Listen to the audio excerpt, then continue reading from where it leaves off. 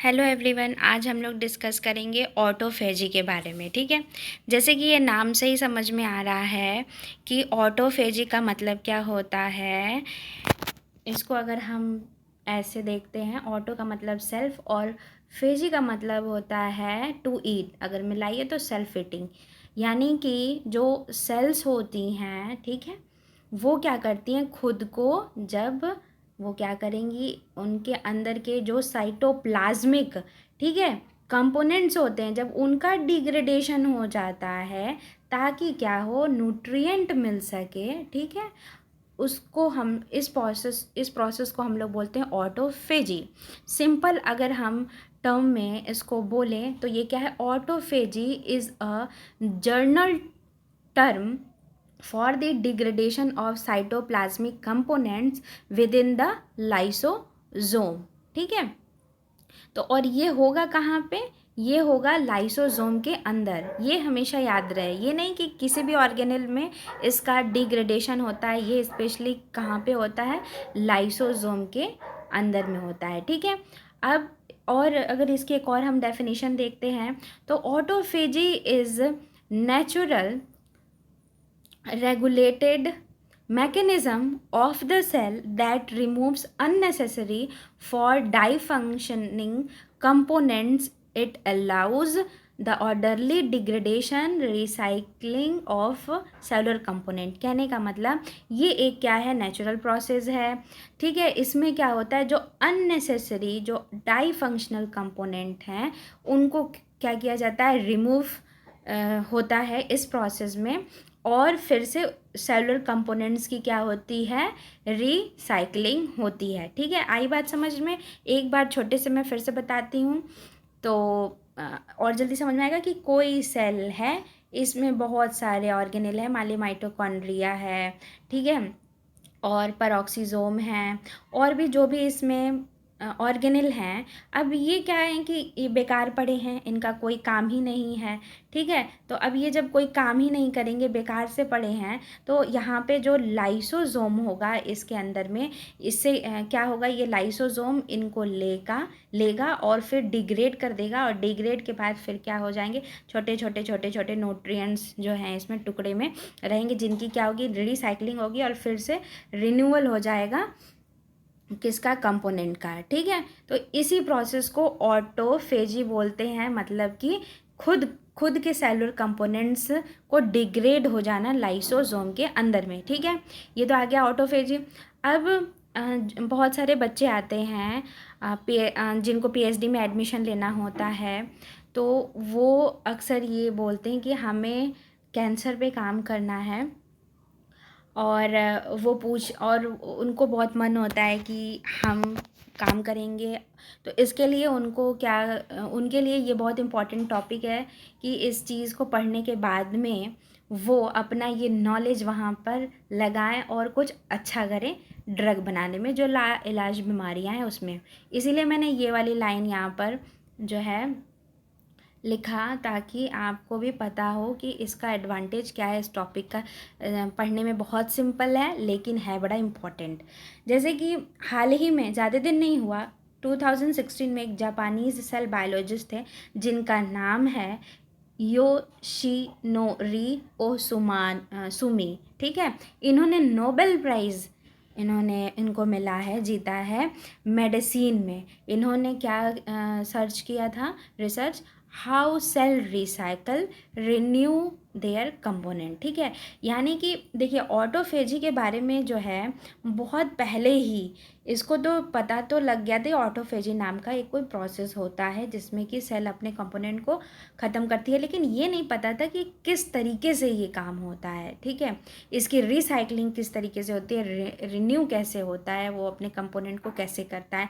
तो इन्होंने Yoshinori Osumi ने इन्होंने बहुत अच्छा काम किया और नोबेल प्राइज़ मिला।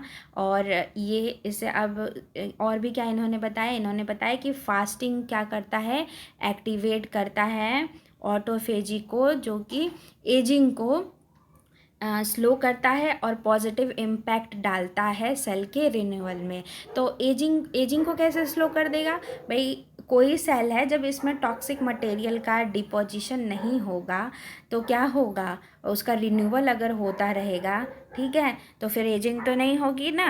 तो ऑटोफेजी रहेगा तो वो ख़त्म हो जाएगा, वो एक्सक्रीट हो जाएगा, बाहर निकल जाएगा एक्सोसाइटोसिस से। लेकिन अगर वो नहीं हुआ, ऑटोफेजी नहीं हुई, तो फिर वो सेल ही एक तरह से ख़राब हो जाएगी, रिन्यूअल होगा ही नहीं, तो एजिंग होगी। ठीक है, अब आगे बढ़ते हैं इसके बारे में। और क्या है, ये जो प्रोसेस होता है मेनली आपको ये जानना है कब होता है, कि जो जब स्टारवेशन होता है, कौन सा स्टारवेशन होता है, न्यूट्रिएंट का स्टारवेशन होता है। कहने का मतलब ये है कि मान लीजिए बॉडी में ग्लूकोज और क्या अमीनो एसिड नहीं है, तो ऐसे टाइम में क्या होगा कि सेल को भी क्या लगेगी, भूख लग जाएगी, उसको भी न्यूट्रिएंट चाहिए होता है। तो अब वो क्या करेगी, अपने ही कंपोनेंट को वो क्या करेगी, डिग्रेड करके और उसके न्यूट्रिएंट को यूज़ करेगी, और इसी प्रोसेस को बोलते हैं ऑटोफेजी। ठीक है, तो ये कब होता है ऑटोफेजी, जब न्यूट्रिएंट की कमी हो जाती है बॉडी में, ग्लूकोज का लेवल कम हो गया, अमीनो एसिड का लेवल कम हो गया तब। ठीक, अब नेक्स्ट क्या है, इस प्रोसेस के स्टेप्स हैं। सबसे पहला होता है इंडक्शन ऑफ ऑटोफेजी। ठीक है, और उसके बाद है इसका फैगोफोर होता है, फिर है ऑटोफैगोसोम फॉर्मेशन, उसके बाद है ऑटोफैगोलाइसोसोम, और उसके बाद है डिग्रेडेशन, और उसके बाद है रीयूज़। ठीक है, अगर सबसे पहला हम डिस्कस करते हैं यहाँ पर, तो इंडक्शन ऑफ ऑटोफेजी का मतलब ये होता है कि इस प्रोसेस को शुरू करने के लिए न्यूट्रिएंट स्टारवेशन होगा। ठीक है, ग्लूकोज अमीनो एसिड के लेवल में कमी हो जाएगी। फैगोफोर में क्या होता है कि जैसे कि जो ऑर्गेनेल्स होती हैं, मान लीजिए माइटोकॉन्ड्रिया है, ठीक है, और भी पेरोक्सीसोम है, और मान लीजिए गोल्जी बॉडीज़ हैं, इस तरह की जो चीज़ें हैं, तो ये क्या होगा, एक मेम्ब्रेनस, एक स्ट्रक्चर, डबल मेम्ब्रेनस स्ट्रक्चर बनेगा, ये इसमें क्या होंगी, इस तरह से आती हैं। तो ये हो गया फैगोफोर हो गया। ठीक है, उसके बाद ऑटोफैगोसोम क्या होता है, ऑटोफैगोसोम में क्या होता है कि अब ये उसके बाद क्या होगा, ये पूरा ऐसे राउंड हो जाएगा। ठीक है, अब ये पूरा ऐसे एक स्ट्रक्चर बन गया। उसके बाद क्या होता है, अब क्या होगा कि ये यहाँ पे एक लाइसोसोम होगा जिससे कि ये मिल जाएगा, और ये लाइसोसोम के पास बहुत सारे एंजाइम होंगे। ठीक है, लाइसोसोम के पास, जो कि इस कंपोनेंट को क्या करेंगे, डिग्रेड कर देंगे। ठीक है, डिग्रेड कर देंगे, और फिर डिग्रेड करने के बाद क्या होगा, इसका फिर क्या होगा, रीयूज़ हो जाएगा। ठीक है, तो ये है प्रोसेस ऑटोफेजी के बारे में। अब है इनके टाइप्स, ये 3 टाइप्स के होते हैं। और सबसे पहला जो टाइप्स है वो कौन सा है, वो है मैक्रो ऑटोफेजी, दूसरा है माइक्रो ऑटोफेजी, और तीसरा है चैपरॉन मेडिएटेड ऑटोफेजी। जो हम लोग यूजुअली जो पढ़ते हैं वो हम लोग मैक्रो ऑटोफेजी पढ़ते हैं। ठीक है, तो यही इम्पॉर्टेंट है, ये दोनों बस मैंने आपको नाम के लिए बताया है। हम जो पढ़ रहे हैं वो तो मैक्रो ऑटोफेजी पढ़ रहे हैं। तो मैक्रो ऑटोफेजी में क्या हो रहा है कि यहाँ आप ये देखिए, ये आप देख रहे होंगे एक यहाँ पे फिगर है, और इस फिगर में क्या हुआ है, इस तरह से यहाँ पर ऑर्गेनेल आए, और ये एक स्ट्रक्चर बना डबल मेम्ब्रेन, और ये ऑटोफैगोसोम हुआ पूरा। और उसके बाद नेक्स्ट स्टेप में क्या हो रहा है, यहाँ पे लाइसोसोमल हाइड्रोलेज जो भी एंजाइम्स है इसको डिग्रेड कर दिए। तो ये हो गया आपका मैक्रो ऑटोफेजी। दूसरा क्या था, माइक्रो। माइक्रो में डायरेक्टली यहाँ पे देखिए इस तरह का कोई स्ट्रक्चर नहीं बना है, यहाँ जो डबल मेम्ब्रेन का बन रहा था, यहाँ पे डायरेक्टली क्या कर रहा है, इस कंपोनेंट को ये क्या कर रहा है, ये जो सेल ऑर्गेनेल है, जब ये डायरेक्टली इसको ले रहा है तो ये हो गया, यानी स्पेसिफिक, जब ये स्पेसिफाई हो पाए कि वो पर्टिकुलर किस ऑर्गेनेल को ले रहा है, तो हम उसको माइक्रो ऑटोफेजी बोल रहे हैं। ठीक है, और अगर ये बहुत सारे इस तरह से हैं, ठीक है, और इस तरह से मतलब मेम्ब्रेन में बन के और फिर इनका ऑटोफैगोसोम स्ट्रक्चर बन रहा है, तो इसको हम लोग बोलेंगे मैक्रो ऑटोफेजी। मैक्रो ही मीन्स बड़ा हो गया, माइक्रो मीन्स छोटा हो गया। ठीक है, और उसके बाद जो थर्ड टाइप है वो है चैपरॉन मेडिएटेड ऑटोफेजी। तो इसमें कुछ चैपरॉन क्या होंगे, कुछ ऐसे कंपोनेंट होंगे, कंपाउंड होंगे, सबस्ट्रेट प्रोटीन होगा और यहाँ पे ट्रांस मेम्ब्रेन पे कोई स्ट्रक्चर बनेगा जिससे होके ये अंदर को आएगा और फिर जो है उसका डिग्रेडेशन होता है। ठीक है, ये उतना इम्पॉर्टेंट नहीं है, आगे रिसर्च के लिए होगा, लेकिन ये जो मैक्रो ऑटोफेजी जो हम लोग पढ़ेंगे। ठीक है, अब अगला जो मैंने यहाँ फिगर यहाँ पे दिया हुआ है, इस फिगर को हम अच्छे से समझेंगे। ये समरी है ऑटोफेजिक पाथवे की, तो हम इसको पहले समझते हैं कैसे कैसे करके है।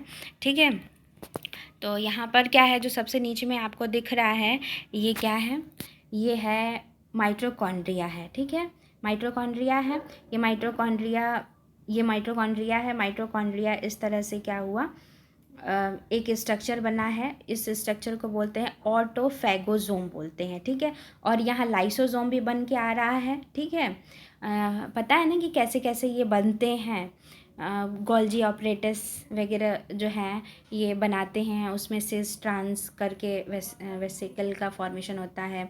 तो ये क्या हो गया, लाइसोसोम बन गया। अब ये लाइसोसोम क्या है, इस माइटोकॉन्ड्रिया को क्या करेंगे, इसके साथ ये मिल गए। ठीक है, और जो भी इनका एंजाइम था जो डिग्रेड करता था, अब ये माइटोकॉन्ड्रिया को क्या करेगा, डिग्रेड करेगा। और उसके बाद अब क्या होगा, इसको बोलेंगे हम लोग ऑटोफैगोलाइसोसोम बोलेंगे। ठीक है, ऑटोफैगोलाइसोसोम बोल रहे हैं हम लोग। और उसके बाद इसकी जब डिग्रेडेशन हो जाएगा तो यहाँ पे क्या हो जाएगा, रेसिडुअल बॉडी हो जाएगी। और ये दो तरह से जाएगी, या तो ये डायरेक्टली क्या हो, ये बाहर निकल जाए, और या तो लाइपो फ्यूसिन पिगमेंट ग्रेन्यूल बने। ठीक है, अब यही जब पिगमेंट बनता है तो एजिंग में क्या होता है कि यही प्रॉब्लम होती है, ये जो ग्रेन्यूल होता है इसका डिपोजिशन होने लगता है। तो ये ऐसा नहीं होना चाहिए, ख़त्म हो जाना चाहिए, वो बाहर ही आ जाए सेल से तो ज़्यादा अच्छा है। इसको यहाँ मैंने एक्सप्लेन किया है, देखिए। During this process which is called autophagy, an organelle such as mitochondria, जो कि इस फिगर में दिया हुआ, surrounded by double membrane to produce structure called autophagosome. ठीक है, और the outer covering then fuses with, outer covering है ना, फ्यूज किया with a lysosome to produce an autophagolysosome in which the enclosed organelle is degraded and breakdown products are made available to the cell। ठीक है, तो ये चीज़ है। अब CSIR में क्या करेगा, ये सारे स्ट्रक्चर को बना देगा। ठीक है, और उसके बाद कहेगा कि ये कौन सा स्ट्रक्चर है। ठीक है, और इसका नाम बताइए, ये कौन सा स्ट्रक्चर है, ABCD करके दे देगा ऑप्शन में, ABCD करके दे देगा। 2016 में ऐसा आया था, और किसी भी एग्ज़ाम में इस तरह से करके दे देगा, आप कंफ्यूज हो जाएंगे। इसके बाद मैं एक और वीडियो बनाऊंगी फैगोसाइटोसिस का, वो इसमें आपको देखना है कि अंतर क्या है। तो हो सकता है कि दोनों प्रोसेस को एक ही फिगर में दिखा के वो पूछ ले। ठीक है, कंफ्यूज करने के लिए। तो ये हो गया आपका इसकी जो समरी है, जो पाथवे है कि किस तरह होता है। अब आते हैं इसके फंक्शन पे। अब इसका फंक्शन क्या है, फंक्शन ये है कि ये क्या कर रहा है, जो न्यूट्रिएंट स्टारवेशन इंड्यूस कर रहा है हाई लेवल ऑफ ऑटोफेजी को। ऑटोफेजी होना बहुत ज़रूरी है, अगर ऑटोफेजी नहीं होगी तो क्या होगा, टॉक्सिक मटेरियल जो हैं, कंपोनेंट हैं, वो बॉडी में डिपॉजिट होने लगेंगे, और फिर वो फिर क्या करेगा, ग्रोथ और डेवलपमेंट अच्छे से नहीं होगा। और टॉक्सिक मटेरियल करते क्या, ये तो आप भी जानते हैं, अच्छे से मार ही डालेंगे।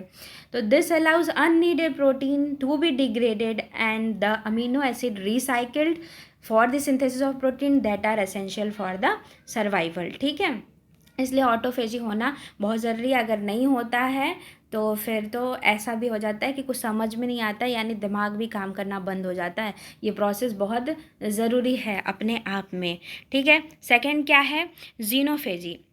जीनोफेजी क्या होता है, ये is the autophagic degradation of infectious particle. मान लीजिए कोई बैक्टीरिया है, अगर उसका डिग्रेडेशन होता है तो उसको बोलते हैं xenophagy. Cellular autophagic machinery also play an important role in innate immunity में भी ये इंपॉर्टेंट रोल प्ले करता है। इंटरसेलुलर पैथोजन जैसे माइक्रोबैक्टीरियम ट्यूबरक्लोसिस जो हैं, जो कि क्या होते हैं, ट्यूबरक्लोसिस कॉज करते हैं। तो ये क्या करते हैं, ये बैक्टीरिया जो होस्ट के माइटोकॉन्ड्रिया हैं उनको जाके डिस्टर्ब करने लगते हैं। तो अगर ऑटोफेजी होती है और अगर इस बैक्टीरिया को ही मार दिया जाएगा तो ये डिस्टर्ब नहीं करेंगे, ठीक है। तो इस तरह की जो है चीज़ें नहीं होंगी, इन्फेक्शन नहीं होगा। रिपेयर का क्या है कि भाई जब न्यू सेल जब बनेगी, न्यू कंपोनेंट बनेंगे तो उसके लिए न्यूट्रिएंट की ज़रूरत पड़ती है, तो उसके लिए रिपेयर मैकेनिज्म का काम करेंगे। Autophagy degrades damaged organelles, cell membranes and proteins. Electing against autophagy is thought to be one of the main reason for the accumulation of damage cell and ageing, ठीक है। आ गई बात समझ में। तो ये रिपेयर मैकेनिज़्म को करेगा। तो ये हो गया। अब आता है कि प्रोग्राम्ड सेल डेथ क्या होती है। तो आपने पढ़ा होगा कि प्रोग्राम्ड सेल डेथ क्या होती है, जिसको कि बोला जाता है एपोप्टोसिस भी बोला जाता है, जो कि आपको पता है कि एक फेज़ में एपोप्टोसिस का होना बहुत ज़रूरी होता है, सेल का मरना बहुत ज़रूरी होता है जब वो टॉक्सिक हो जाती हैं। और इसके लिए क्या होते हैं, अलग अलग जीन होते हैं जो कि इस फंक्शन को रेगुलेट करते हैं, कभी उसको ऑन करते हैं, कभी ऑफ़ करते हैं। और इसी तरह की जो प्रोग्रामिंग की जाती है कि सेल को अब मारना है, उसी को बोलते हैं प्रोग्राम्ड सेल डेथ। अगर ये नहीं होता है तो बहुत तरह की डिजीज़ होती है, अभी मैं डिस्कस करूँगी। अब यहाँ पे एक और है, निगेटिव रेगुलेटर ऑफ ऑटोफेजी है। अब ये जो निगेटिव रेगुलेटर है, जैसे कि ये जो 3 कंपोनेंट आपको दिख रहे हैं, MTOR और C-FLIP और EGFR, ये जो तीनों कंपोनेंट है, मान लीजिए एक दूसरे से ऐसे जुड़े हुए रहते हैं, ठीक है। अब ये क्या होता है, MTOR क्या होता है, जब ये एक्टिवेट होता है, जब ये एक्टिव रहता है, ठीक है, तो ये ऑटोफेजी क्या रहेगा, इनएक्टिव रहता है, ठीक है। और जब ये इनएक्टिव रहेगा तो ये क्या होगा, एक्टिव हो जाएगा, ठीक है। आई बात समझ में। तो ये रेगुलेट करते हैं ऑटोफेजी के प्रोसेस को, ठीक है। ये आई बात समझ में। और उसके बाद एक आपको जो बताना ज़रूरी है, ताकि आपको पता चले कि ऑटोफेजी आगे चल के किस तरह से बहुत ज़रूरी है।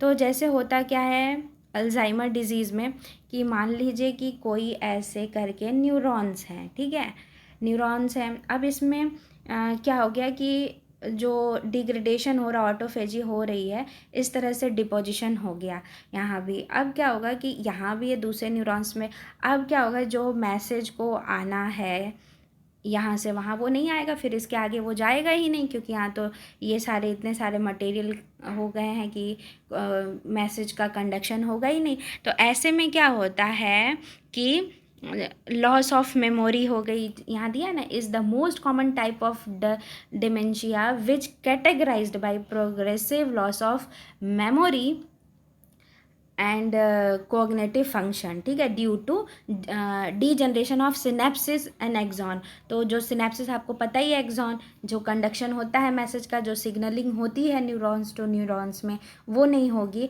और अभी भी इसका कोई इलाज नहीं है। तो इसमें पर्टिकुलरली होता क्या है कि ये जो एमिलॉइड AB प्लेक का फॉर्मेशन होता है, टाउ प्रोटीन क्या होते हैं, वो जो ब्लैक कलर में जैसे मैं दिखा रही थी उस तरह से इकट्ठा हो जाते हैं, और इस तरह से नहीं होता। पार्किंसन डिजीज़ में भी इसी तरह का प्रॉब्लम होता है, ठीक है। न्यूरोजनरेटिव जो होता है या डिग्रेड होने लगते हैं न्यूरॉन्स, इस तरह का प्रॉब्लम होता है। तो ये आगे के रिसर्च के लिए बहुत ही ज़्यादा इम्पॉर्टेंट है ऑटोफेजी। और CSIR ऐसे ही क्वेश्चन पूछता है जो कि बर्निंग इशू हो, जो भी बीमारियों का इलाज नहीं है, और उसमें कौन कौन सी प्रोसेस टेक्निक, किस तरीके से हम ड्रग बनाते हैं। अब होता क्या है कि ड्रग का क्या होता है कि मान लीजिए कि अगर कोई ड्रग हम बनाते हैं और ये ड्रग क्या करेगी, ऑटोफेजी को क्या करेगी, एक्टिव कर देगी, इस प्रोसेस को एक्टिवेट कर देगी। तो फिर जो भी कंपोनेंट है वो एक्सक्रीट हो जाएंगे और रिन्यूअल हो जाएगा।